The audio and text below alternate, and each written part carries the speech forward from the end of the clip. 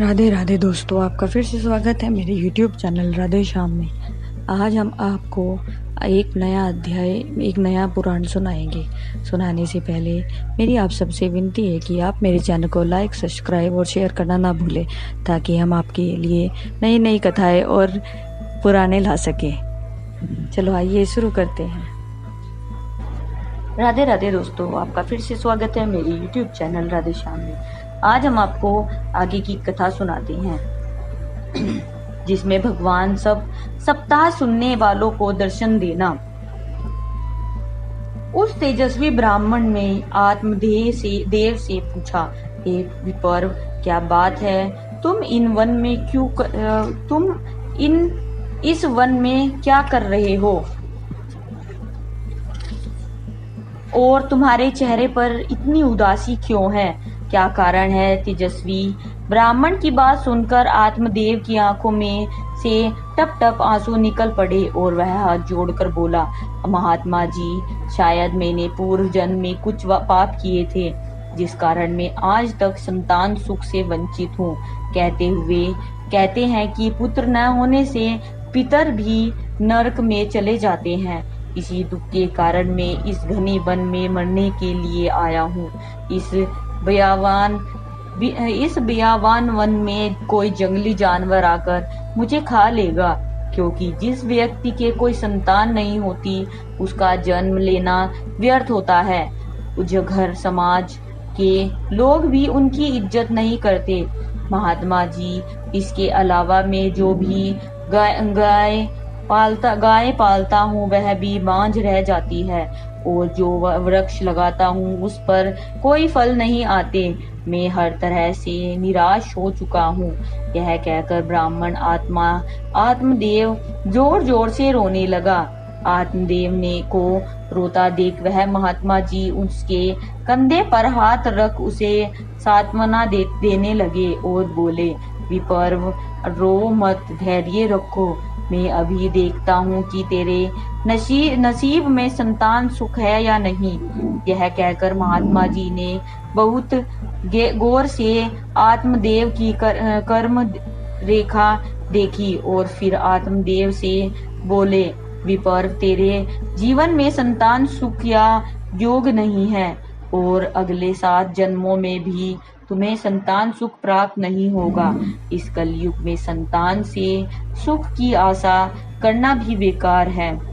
संतान माता पिता की आज्ञा की अवहेलना करती है, माता पिता की जरा भी सेवा नहीं करती और अपनी पत्नी व सास आदि के कहे अनुसार चलते हैं और माता पिता को कष्ट देते हैं। यह संसार झूठा है, इसमें सिवाय दुख के और कुछ नहीं है। भाई बहन, स्त्री पुत्र कोई अपना नहीं होता, लेकिन फिर भी व्यक्ति स्त्री पुत्र, भाई बहन आदि के मुंह में पड़कर अपना जीवन व्यर्थ बर्बाद कर रहा है। विपर्व, तू ये सब संतान सुख आदि की बात छोड़ और प्रभु भजन में ध्यान लगा, इसी में तेरा उद्धार है।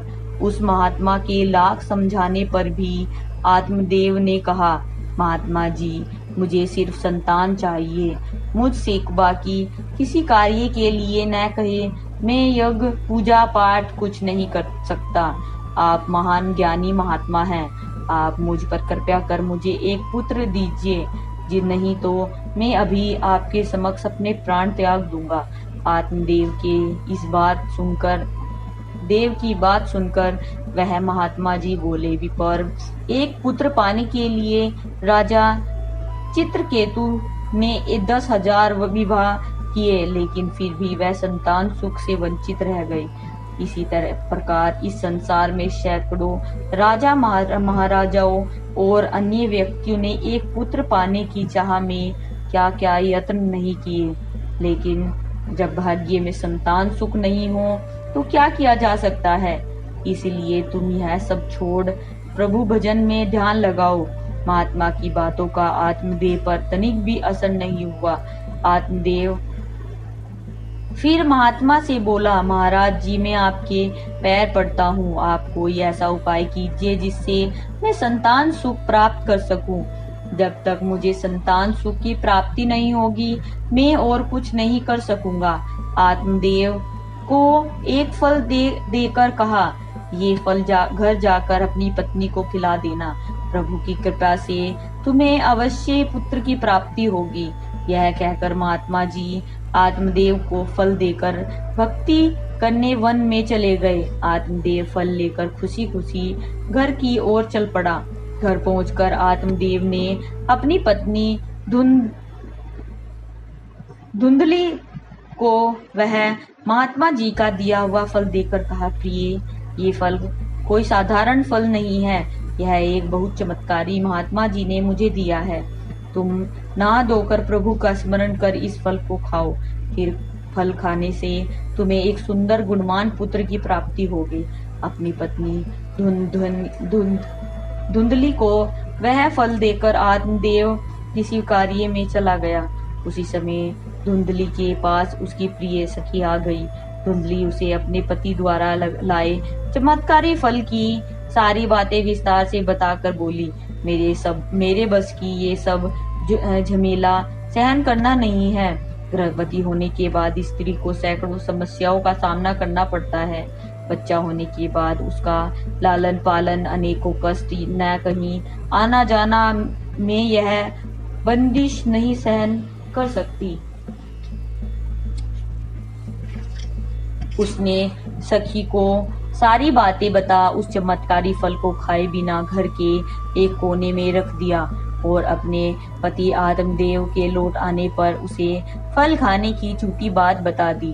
कुछ समय बाद धुंधली की बहन उससे मिलने के लिए आई और धुंधली को उदास देखकर उससे कारण पूछा तो धुंधली रोते हुए अपनी बहन से क्या बोली, इन्हीं किसी महात्मा ने चमत्कारी फल दिया था, उसे खाकर मैं पुत्रवती हो जाती, लेकिन मैंने गर्भवती होने के कष्टों के कारण वह फल नहीं खाया और इनसे फल खाने की झूठी कहानी बता दी। अब मैं यह सोचकर चिंतित हूँ कि समय आने पर मैं इन्हें क्या जवाब दूंगी। धुंधली की बहन भी उसकी तरह चतुर व चालाक थी। वह धुंधली से बोली, बहन तुम चिंता मत करो, मैं इस समय गर्भवती हूँ।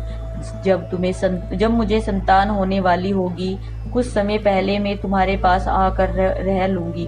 मेरी उस संतान को तुम अपनी बता देना, उसको दूध में पिला दिया करूंगी, बाकी उसका लालन पालन तुम करती रहना। और रही फल की बात, तो उस चमत्कारी फल को तुम अपनी गाय को खिला दो। ये बातें हमारे बीच रहेंगी और अब तुम निश्चित होकर रहो। धुंधली अपनी बहन की बात सुनकर खुश हो गई और उसने वह फल लाकर तुरंत ही अपनी गाय को खिला दिया। आज की कथा हम यही समाप्त करते हैं। आगे की कथा आपको हम कल सुनाएंगे। राधे राधे राधे राधे राधे राधे। जय श्री कृष्ण। अगर आपको मेरी वीडियो अच्छी लगी तो बेल आइकन दबाना ना भूलें ताकि आपको मेरे आने वाली वीडियोस का नोटिफिकेशन मिलता रहे। धन्यवाद। ओम नमः शिवाय।